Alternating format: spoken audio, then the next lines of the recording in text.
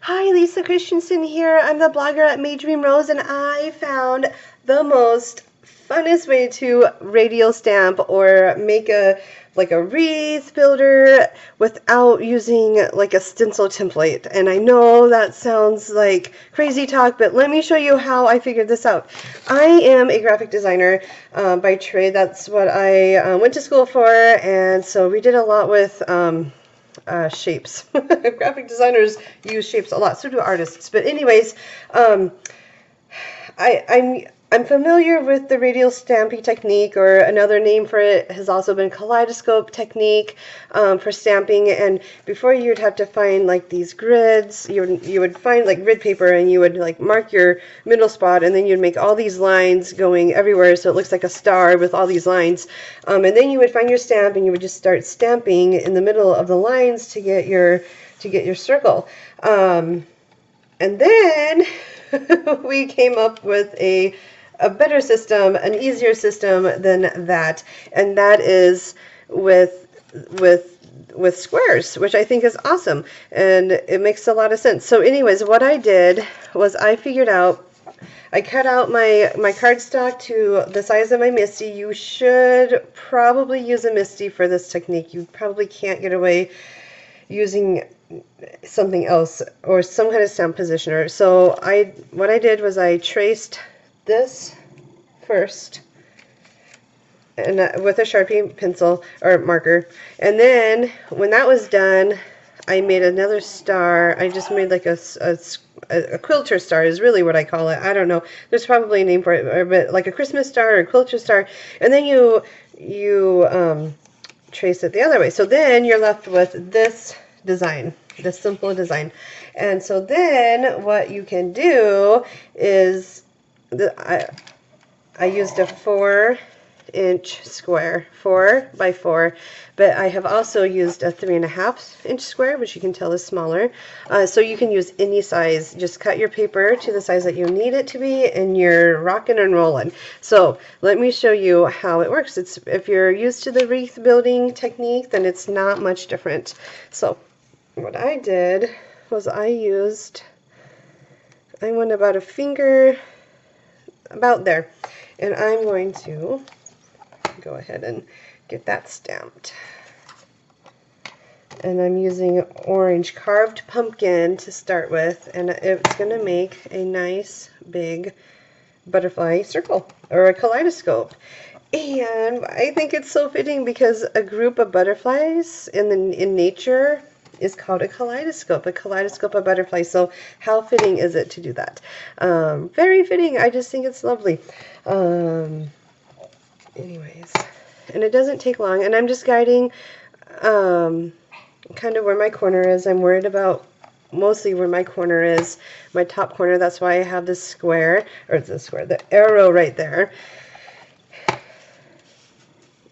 And yeah, it's just a lot of fun. It's just so much fun. I've been doing this all week, and it hasn't gotten old. I thought, oh, I'll get over this whole stamping technique, and I haven't yet. Okay, so there's my perfect butterfly kaleidoscope. I'm very happy with it. I'm going to keep moving on. Now what I'm doing is I'm going to overlap this just a tiny bit. I don't want to overlap it too much, but just enough. And then I'm going to move it back to my home base, because that's where I start, and that, in my mind, it just makes sense. So, and again, I'm doing the same thing over again. And it goes pretty fast. Can't wait to share this with a friend that loves butterflies. Monarchs is what I was going for. And I thought about doing black, like Ranger ink, archival ink, and then watercoloring the butterflies, but I thought that's too much work when I'm already doing all this stamping, and it's really colorful anyway, so I chose just to use a simple 2-color scheme to go with it. Isn't this fun? I could do this all day and not get tired of it. Oh, there we go. All right, now that butterfly is done. Now I'm going to go in with this side butterfly, and I'm just going to We'll put it like there. I think that's a good spot. We'll find out. All right.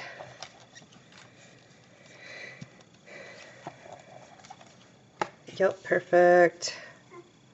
I guess I'm going backwards this time. It doesn't really matter as long as they all get stamped.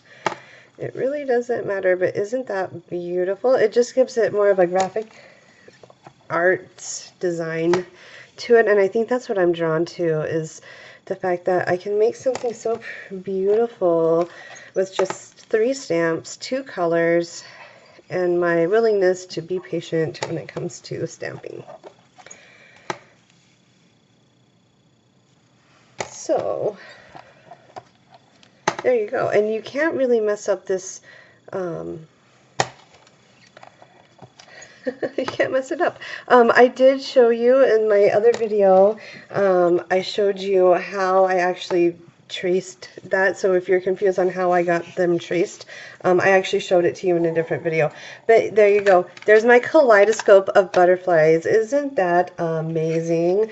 There's the finished card. All I did was I stamped this sentiment on a 2-inch strip of paper, 2 by 4, and then I stamped the birthday wishes sentiment from Blue Night Stamps birthday sentiment. And then what I'll do is I'll put some pop dots right here, glue it on here, and then I'll mount this onto orange cardstock, and then I used an A2 base and I just cut off the extras to make the card. So it's a 4 1/4 by 4 1/4 square card, and that's how I did that. Isn't that awesome? And then so I wanted, because this was the one I played with, and so now I can throw this away and I have a clean new one, and it doesn't take any time to just make another one. So I don't feel like I have to, I don't know, be clean about it, because I'm not always a clean stamper. I like to clean my stamps on the paper, and it's just easier for me to do it that way. Let me show you some other ones that I did